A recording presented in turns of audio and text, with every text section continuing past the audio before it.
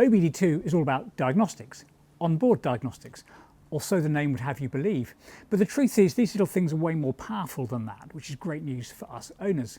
So in this video, I'm going to show you 7 coding mods to help you improve your Porsche Boxster, Cayman or 911.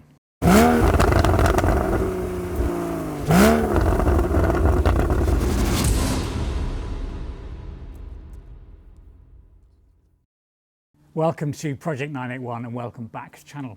And welcome to part 2 of my ThinkDiag series. Well, series may be slightly over-egging it. I've only done one previous video in which I introduced this, explained why I've bought it, showed you how to set it up. I did a few quick mods to my car, including a health check. So in this part 2 video, I'm going to pick up on a couple of comments and suggestions from part 1. Thank you for those. I'm going to take you through 7 popular mods to make the Boxster, the Cayman, your 911 a little bit better, including some popular ones, auto start stop and the steering maps, for example, plus a couple of other ones which I've come across in my online research. Now, many of you are ahead of me on this, you've done it before, so some of this stuff may be familiar, but for those of you who haven't, there's some really good things we can do to make our cars just a little bit sharper, more personal and generally better. Okay, I'm going to start with, let's start with auto start stop. Off we go. So just time for a quick disclaimer. The reason these things are great fun is they are very powerful. It's the power that gives us the ability to change things. It's also that same power that could muck your car up. So take care. Any changes you make to your car using your dongle are on you. This is me, my dongle, my car. Having said that, off we go. So auto start stop, probably one of the things that's most often criticised in the forums, Boxster, Cayman, 911, take your pick, from this era. It's a button in my car on the centre console, which basically, when you start the car, is on, which is to say the function is on, the button is off. The button actually turns the function off. But people don't like auto start stop because they like to hear their flat 6s or their flat 4s burbling away when they come to a halt at a junction. And so they turn it off. However, when you turn it off and then stop the car, it will reset, which is to say the function is re-enabled. So frustration there for some of us. I don't have a huge issue with it, but you can effectively tell the car to do one of two things. You can either tell the car through the dongle to remember the last state when you restart the car, or you can just tell the car to ignore auto start stop at all. You can just completely turn it off, so effectively the button stops working. I've chosen the former, which is to say remember the last state, and I think, I've checked it a couple of times, I think it also will remember the state of the air conditioning or the dual zone climate control, which is to say whether the AC is on or off. So what I'll do next, I'll grab the camera, I will start the car, we'll put auto start stop on, we'll turn the button on, turn the feature off, we'll put the air conditioning off as well, and then we'll turn the ignition on, turn it on again, and we'll see what happens. Right, here we go, I'm in the car now. So let's, we're in neutral, we'll power up the ignition. For familiar view, you can see all my numbers there. Not long done some driving, so we've got a bit of temperature and pressure still left in the engine. Right, we're going to start the car. That's a lovely sound, isn't it? Okay, we're in neutral, foot off the clutch. So if I now swing down to my centre console, you can see that as a default in my car, when I start the car, the air conditioning is off and auto start stop disable function is also not working, so the auto start stop is on. Now I have actually made this change, so any second now I'll drop in the an overhead view of my Android tablet and we can see how that works. So we've gone into brush hidden modified and we're now going to go to coding value, which is here. And then it's actually the second item we want to change first. So it's coding value, default driving state coding value. So we'll go into that. And the default value for your car is eco on. So that's the value set. And this is how we change it. So we're going to go into that and we're going to toggle to last mode. So select last mode. So that's what we want to set it to. This is the default value. And we'll write the code there. So that's done. We then can go back up one level and we're going to go into the second item down, which looks the same except it's called confusingly last mode. So default driving state coding value last mode. And for this one, we want to set the default to yes. It's currently set to no, so we'll do that. Select yes. So setting to yes, default is no. Write the code. And we're done. I'll turn the AC on. You can hear the load coming onto the engine. And I'm going to turn the auto start stop off. So my engine will now keep running. So we've got AC off.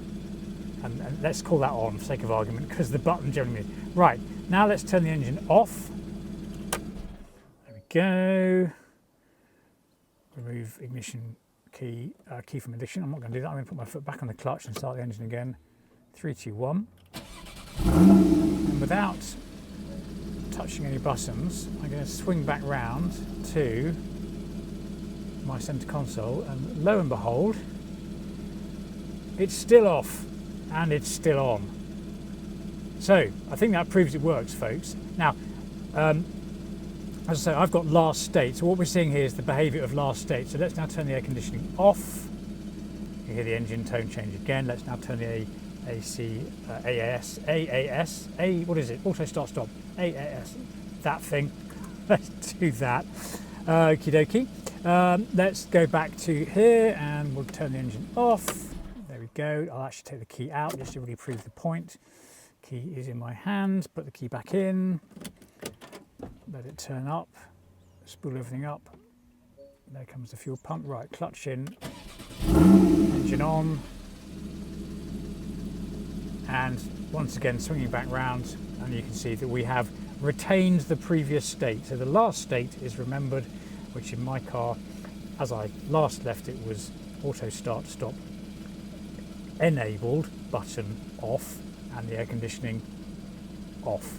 So that is quite a nice little fix, and if this thing makes you unhappy, I would recommend getting a dongle just for that. Okay, let's move on to the steering maps.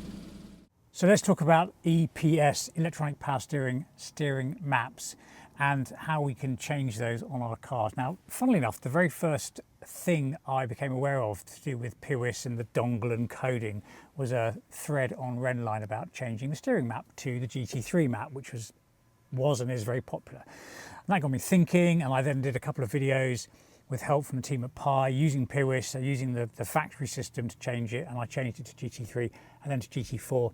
And I've kept with GT4, and I've talked about that in plenty of other videos. The point is, this is the ThinkDiag video. It's quite easy to change, and on our cars at least, there's a good chance you can see the GT3 map. You may even have the GT4 map. You might, if you're really lucky, have the GT3 RS map. And whilst you might be able to see the Spider and the 918 map, there's probably no way those will work. They are just menu items rather than actual maps. I think the key here is that if the map is preloaded into your car, then the dongle lets you toggle between the map. If the map isn't in the car, you ain't going to toggle it, because the dongle is not downloading a fresh map from Weissach. It's basically turning or enabling what's already in the car. So I'll drop in now me showing you how it works on the tablet.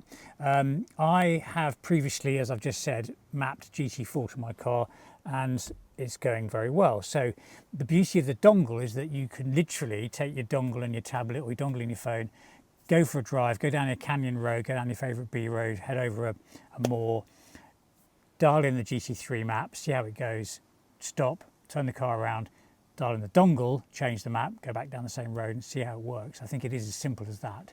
So steering options are available, and I've just published another video in which I talk about checking your geometry setup as well, which I think is quite important. But dropping in now the instructions for how to change the change to GT3, GT4 steering maps using the ThinkDiag dongle. Here we go. So jumping to the overhead view again, we're into system selection, so we're going to scroll down and find electronic power steering. Here it is, EPS. Tap on that. And then we want to find code brush hiding, which is there. Tap on that. Now at this point we can do backup or coding. That's confirming I've already done a backup, which is good, and I'm not changing anything, so I'm going to press no on that. But if you have not done this before, then do a quick backup. And after that, we're going to go to rule coding. And then we go to coding value. Now at this point, it's showing you the 3 modules available for the power steering. Basically, the power steering map, the power steering plus, which is called Servotronic, and I don't know, start stop Gen 2, which we don't have to worry about. This is what we need to concern ourselves with, and because I've already made this change using PWIS, you can see that my current value is set to GT4. Right, let's go in there. If you were doing this for the first time, you would see the top value as your default value, which is 981S, or /Cayman. The trick here is to know that not all of these are available. So if I just scroll through the list, Cayman, 991 Carrera 2S, 991 Carrera 4S, GT3 top, 918 GT4, GT3 RS, 918 Spider and Reserve. The general consensus, folks, is that not all of these work because what you're doing is toggling, I believe, an existing map that's loaded into your car. Let's see if I can get the GT3 RS map, because this didn't previously work for me. So if we write code, see if that works. Yeah, exactly that. So it's failed on my car, which is what I experienced with PWIS. So we'll go back. We'll go back into coding value, and you can see that I've still got GT4 set. So this is how you change it. I've already set GT4. I'm happy with GT4, so we'll leave it there. Okay, next up is the rain sensor, the auto rain sensor wiper automatic function. I can't, to be honest, remember what it's properly called. This is a popular one because it's kind of one of those free lunch things and makes you feel good. Now, if you expect this from you, forward wind the video now, because this doesn't apply. If you didn't, my car didn't come with it, then this is quite a nice quick win. How does it work? Well, functionally, every single car that went down the line, every 981, I think maybe 718, 982, and the 991 Gen 911s has the sensor for the automatic wipers built into the car.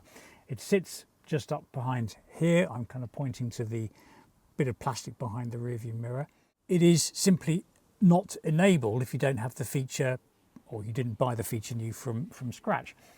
The beauty of having the dongle or PWIS, if that's what you've got, is that you can basically tell the car it now has a rain sensor. You can turn the rain sensor on, and then, and possibly this is something that's less well understood, is you can then enable a second menu in the MFD, the multifunction display, to control how the auto wipers work, which is to say how they are enabled by the weather or not. So I'm going to drop in the overhead shots to show you how you find the rain sensor and tell the car the rain sensor exists electronically, it exists physically, and then I'll show you how to find the menu item. I'll just describe the menu item. I'm going to do this in the drop-in video, but I'll just briefly describe it here again because it's something that I think I've got right, and I think it's quite confusing. Fundamentally, if you enable the auto wipers, they'll work. They'll basically work regardless of what you do to your settings, or if you move the right-hand upper stalk to intermittent. So if you put the wipers to intermittent, I don't think that's just going to do anything to my car. No, it doesn't. That is described as manual mode, and the wipers will now work as auto wipers because you push it up to there. If you leave the auto wipers in the menu to automatic, they'll wipe. If they think it's wet, they'll wipe. Doesn't matter what position these are in. Anyway, I'll drop in the details now, and I'm also going to grab a screenshot of the menu item as it appears in the MFD, so you can see what that is and what to expect if you enable that. So let's get those rain sensors enabled. Here we are with the overhead view again. So into the system selection, you want to find front end electronics, which is there, front end electronics. Then code brush hiding, which is there. And then brush hidden modified. We could do a quick backup at this point. Let's do that. Great. Brush hidden modified. Now at this point you just scroll down to the more or less the bottom and find coding value. Coding value, there it is. Now this is an extra item if you're following the Croc list. Coding value _0 is where you want to be. And then you need to find rain sensor equipment, which is, I think, kind of towards the bottom. Lots of exteriors. Let's scroll up till we find some EQs. Equipment. Rear wiper. Rain sensor equipment. So here we are, coding value equipment, rain sensor equipment. And the default will be no here if you haven't enabled it. I've already enabled it, so mine is yes. So tap on that box, select yes, and write code. We then need to go back up one level, 2 levels in fact, come out from there. There we go. Now all the way back to the bottom here, and you want to find RLS, which is actually not at the bottom. There's coding value. Where's RLS? There it is, RLS coding. Tap on that, and then again you're looking for rain sensor inactive. Let's have a look around here. Rain light active, that's different. Rain sensor inactive, it's at the bottom. Tap on that. Again, I've already changed this. So you've got a double negative here. The default item should be yes, which is to say the rain sensor is now recognised but inactive. And you want to double negative the inactive. So you want to say to the car, yes, we've now got a rain sensor and I want it to be active. So you want to say no to inactive. I've already changed these. So you would tap on that top box, you'd select yes, write code. Now we need to enable the item in the menu item in the MFD, the multifunction display. So we'll have a little look at doing that. So once you've told the car that it now has a rain sensor, and once you've told the car to activate the rain sensor, the last thing to do is to tell the car to enable the menu selection item for the rain sensor, which we can talk about in a moment. But you have to go right back up to the top to all systems diagnostics, and then you need to select the, confusingly, you go into coding at this point. So right up the top, go into coding, and then code brush hiding, and then instrument cluster. So far so simple. And then we need to go to brush hidden modified. Then we need to find board computer menu configuration.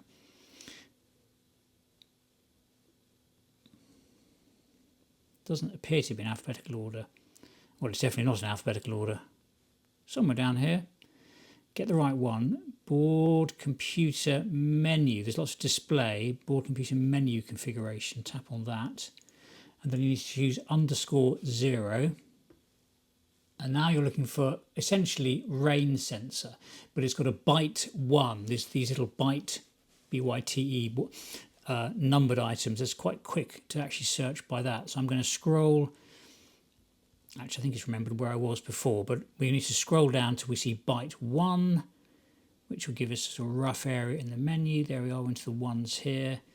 Daytime running lights, left-hand traffic, rain sensor. So here we go.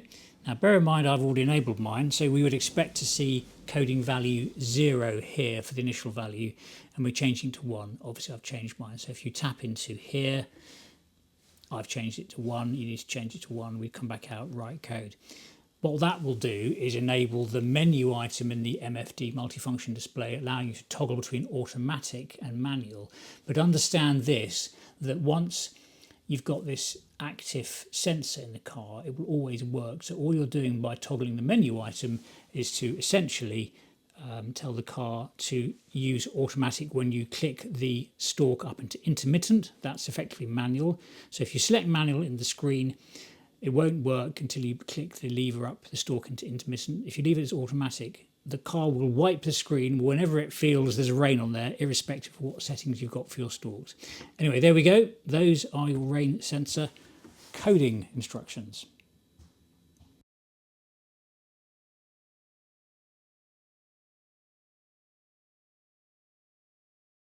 So by now, if you're a regular channel viewer, you'll be quite familiar with my dashboard. Okie dokie, so there's the main vehicle sort of default menu on the right hand side. And if we push away now, we can go down to settings, we go into that, we can go down to light and visibility. And in there is, lo and behold, a wiper option. And if we push that away, we get to see the rain sensor. If we push that away, we get to see manual or automatic. So as I said a moment ago, and I've said several times already, basically, yeah, automatic wiping has to be switched on again via the selector. So manual is basically, if you want, I'll pull away now so you can see, if you want auto wiping, you have to push that up to there. And it has now done it because the ignition's on. If you want the wipers to work automatically without you having to move that wand, that stalk up, then you go up to automatic and it will basically now work regardless of what position the stalks are. I leave it in manual because I don't want them just coming on, as they have just randomly done. So that's in manual. Push away, hang on, there we go. Come out, and there we go. So that's effectively the extra menu you're enabling. That is the wiper menu, and that is what we can enable with the Diag dongle. Happy days. Oh, now what's reversing option? Oh, lowering mirror. I enable that too. Now, I'm going to leave this in the edit because I've enabled, I'm getting ahead of myself now, I'm ruining the sequence of the mods. I have enabled this and I didn't know you could toggle it. Look at that. Ooh, how exciting. Right, we'll come back to that, viewers. Anyway, there's your wiper menu. Choose between automatic or manual. So briefly on gear change assist. Now, I actually talked about this in the first video. I think it's enabled as a matter of course if you have Sport Chrono, but if you don't and you fancy having the gear change assist display in the MFD, you can enable it. Now, what is it? Okay, so it's basically an upshift reminder. It can be found in my car by going down to settings and display, and we then go down to the scope, and then we can turn it on. Here it is. You'll see the other things I've got in my car. Gear shift assist. We turn it on. We can come back out to here, come back out to the main menu. Then we go down or up now. There's trip, TPM, gear change assist. And when you're driving along, it'll indicate the gear number, which is exactly the same as the one in that window there. And when you hit a certain engine speed, this is where I had basically misunderstood how it works, it will start to illuminate and then start to flash to tell you to change up. So it's a sort of big lump of colour which flashes to say now's a good time to change up. So what I'll do now is drop in me using gear change assist to demonstrate that it actually works by virtue of getting my hoof in. Here we go. So let's talk about gear change assist. Now, I talked about this in the first video and I enabled it. Well, actually it's enabled already, but you can enable it with the ThinkDiag dongle. And I was a bit sniffy about it because I basically wasn't using the car properly. It does work and it will flash up with the manual when you're approaching the red line. I think it goes amber at 6,000, then red at 7, and off we go. So I'm going to get the car on a straight bit of road. I'm going to do it in first gear, roll it, it's a rolling start in first gear. It's quite bright. And hopefully, we haven't got too much sun flare, lens flare, camera angles wrong, we'll be able to just see it in the MFD, which is here, as it scrolls up. Okay, so let's line the car up here. Don't want to be too much of an antisocial Porsche driver, so I'm going to let this car coming towards me pass into first gear, middle of the road. Okay, off we go. So that's 4,000, 5,000, 6,000, there it goes, amber, and there's red. And it does flash, the whole screen flashes red. So gear change assist does work, you just have to be getting on with it, which is fine because it's a Porsche and we like to get on with it in our Porsches. Okay, on we go. So I'm just pootling back through a local village and I thought I'd just flash up again, all camera angle dependent. So if I've got that wrong, viewers, forgive me. I'll be honest with you, it's a bit of a pain trying to line up the old cameras to see what's going on. Anyway, there are solutions to that, but we're not worrying about that now. Hopefully what you can see is the active values in the expert menu, which I configured in the first video, and I've now disabled all the bits and pieces I don't want, so I can see my fuel consumption live. What we've got, 11 litres of petrol per 100 kilometres, oil temperature, coolant temperature, oil level, we'll do that when we stop, and then the oil pressure. So that's all sitting there very nicely. Yeah, it's quite a nice little menu. It's quite a good alternative to the regular menu if some of those values are more important to you during a drive. Now, YouTube is pretty much a circular economy when it comes to Porsche hacks, hints and tips, so credit where credit is due. Thank you Kenji and Croc 2.0 for all the work done on the Rennline forum, compiling this list of coding changes. I've used it for much of this video and many others have too. Thank you very much. Moving on to the average fuel consumption menu item. Now this is not one that's probably going to improve your quality of life significantly, but it is a thing. It's basically, and I have already done this, so I'm going to do this in reverse. I'm going to show you the feature, then show you how to enable it. In vehicle, we push away, we get to that sort of settings menu. If you then go to info, what it does is it adds in a third item there, my car average fuel consumption, push away, and it will just basically show you a fuel consumption figure on the screen. I don't entirely know why. Yeah, so it's a live feed. There we go. So resetting of continuous average consumption and driving data. So it's a live feed, which might be helpful. I think it might be helpful if you're doing a lot of performance driving. You need to see what the fuel economy is, how the engine loads, bearing. I don't know. There it is. You can. It's a thing. You can. I mean, I can reset it now if I wanted to. There we go. My engine's not running, so that's probably why it hasn't responded to that. But that is the average fuel consumption menu, which appears in the info menu in the sort of vehicle settings screen. And I'll drop in now again the instructions for how to do that. Okay, so let's set some fuel consumption display values. So into all systems diagnostics, then we're going to go to coding, which is here, and then code brush hiding, and then instrument cluster, which is all conveniently on the top. Up it comes, brush hidden modified, which is there. And now we're looking for turbo vacuum consumption values, which I think from memory is quite close to the bottom. Turbo vacuum consumption values. Into that, and then the top item is consumption value maximum. And we want to change this from the default, which is 26.9 litres per 100 kilometres. And you can see I've already changed mine to, well, you can put a higher value, and I've chosen 99.9. It says you can put up to 254 because it's hexadecimal. I'm not going to change that, but type in 50, 99, whatever you fancy. Might need a decimal. Click on OK, write the value, and that gives the computer the ability to display a higher, which is to say a worse fuel consumption. Okay, come back out of that. We're now going to add the menu item so you can view this information live effectively. At the moment you can only view it through the PCM, so come back out of here. We'll just go back up to the top so you can see where I'm coming from. There's the main screen with inside all systems diagnostics. So at this point we want to go to coding again, code brush hiding, again instrument cluster, brush hidden modified, and now we've been to the menu configuration. So we want to find that menu, board menu. It's easy to spot because it's a slightly longer phrase. There's the display configuration ones, and there's the board computer menu configuration. Tap that. _0 is where you want to be, and then you need to find average consumption. And it's a byte zero item. So I think I've been in here already today. Let's have a look. Let's look for some byte zeros. There's a byte zero. Average consumption. So jump into that. Now what we're doing here is enabling the menu item. So the default will be 0, which is to say it's not enabled in the MFD. So we'll tap onto that. You'll see that as 0. I've got it as 1. I've already changed it. Tap on 0 and you're set.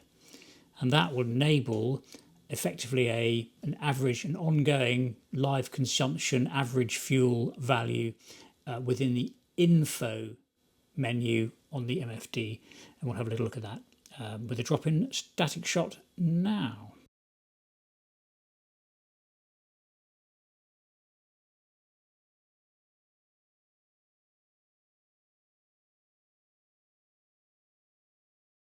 So last one for the MFD, and this one, now I'll be honest, I can't quite work out whether this is completely standard, but the fact you can enable it makes me think it's not standard. It is basically telling the car to use the time signal from GPS, Global Positioning System, aka satellites, aka navigation, to set the car's clock.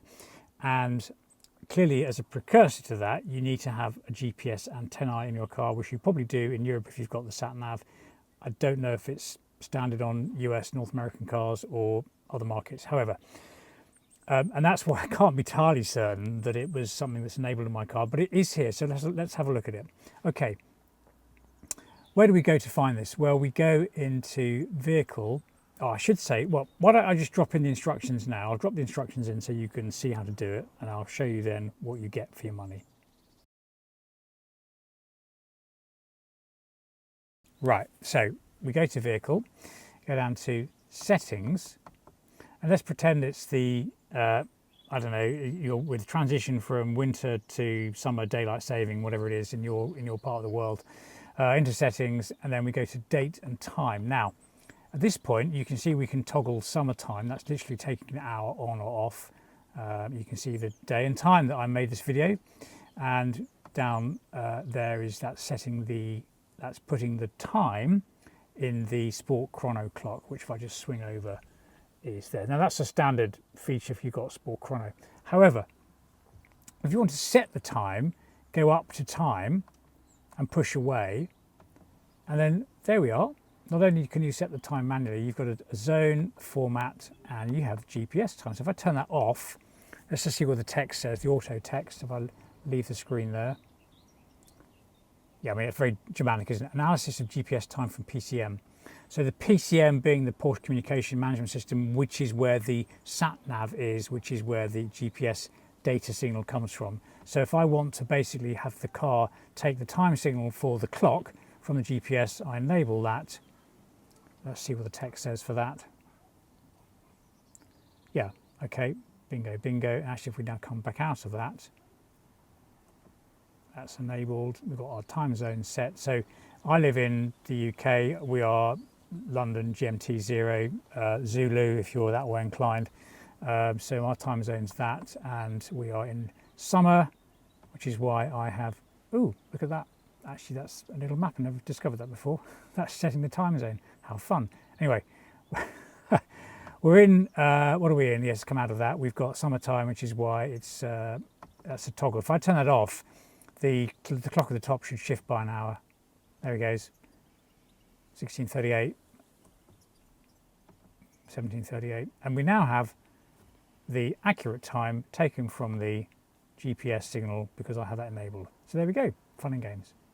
So let's talk about mirror dip. Now I can't be certain whether this is a function that some of you already have because it comes with the automatically dimming mirrors or the folding mirrors, something mirror. I don't have it, and funnily enough, it can be code enabled. What is it? It's basically a small amount of tilt in the rear view mirrors, so not the central one, the door mirrors. A small amount of tilt for the lens, maybe you can see the angle there, downwards to help you see the curb when you're reversing. And as we discovered a little earlier, it can be toggled on and off as well in the menu item. But what I'm going to do first of all is drop in the various bits of coding for it. So I'll show you that now.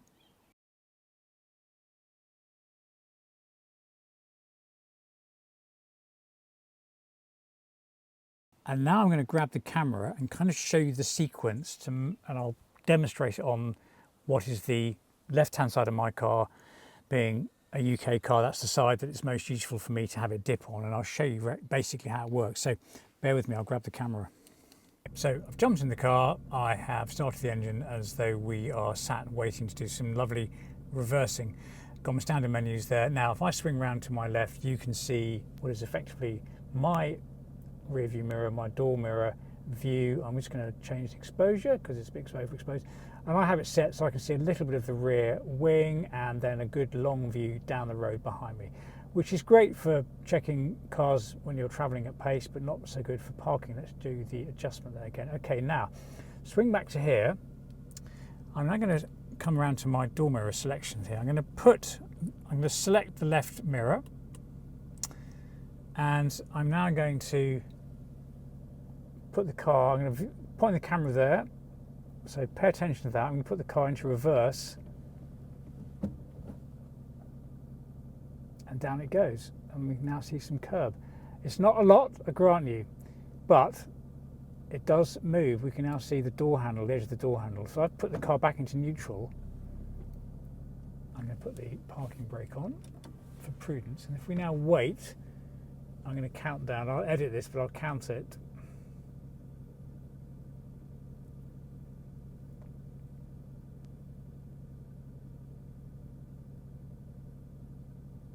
And there is a small delay, but then it pops up again, roughly 15 seconds or so. So, how exciting is that? I think this side works. I'm going to have to double check this, folks, because I don't think this one's working. So again, click on that, come up to here. We can see what it's pointing at the moment. Put the car into reverse. Yeah, I need to double check my coding, but it should work on both sides. Now, what we've also discovered, haven't we, is that there is the ability to toggle this on and off. And this is all in the coding, and I've done all this clearly because it works. So if we go into vehicle menu, push away, down to settings, and we were here earlier, which is where I discovered it, light and visibility. So not only do you get the function working, but you get the option to toggle it on and off. No thank you to lowering mirror. Yes, please to lowering mirror. Now, I don't think it's automatic. I think once you've ticked that box, you still have to tell the car which side you want. So let's do it one more time, just tweaking the exposure. In we go, the button is on, round to the left. Let's get the mirror into focus and a bit of exposure adjustment. Right, can you see the door handle? No, I'm doing this all back to front with my hands. Let's put the car into reverse. There it is, and there's the tilt. It's not a lot, but it does tilt. So there we go, folks. 7 encoding mods that you can do to your 981 or your 982 or your 718 if you prefer, and the 991, maybe other Porsches too, using the ThinkDiag dongle and the app on Android. Quick reminder that the coding won't work if you use the iOS, which is to say the iPhone version of the app. You need the Android for the coding. The iOS version will still support diagnostics. So I'm going to let those sort of settle into my car. I'm going to use it for a few weeks, just see how I like the options I've set, if they're useful, practical, functional, worth having, not worth having. I probably won't turn anything off, but I've definitely started optimizing my menus and just figuring out how I like to use my car, having made some changes using this.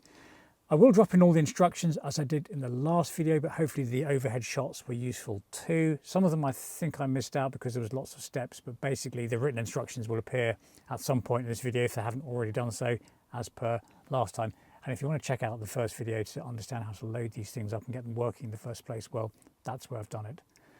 Okay, plenty of fun with that. That's enough for this video. Thank you for watching as always, and I'll see you for the next one.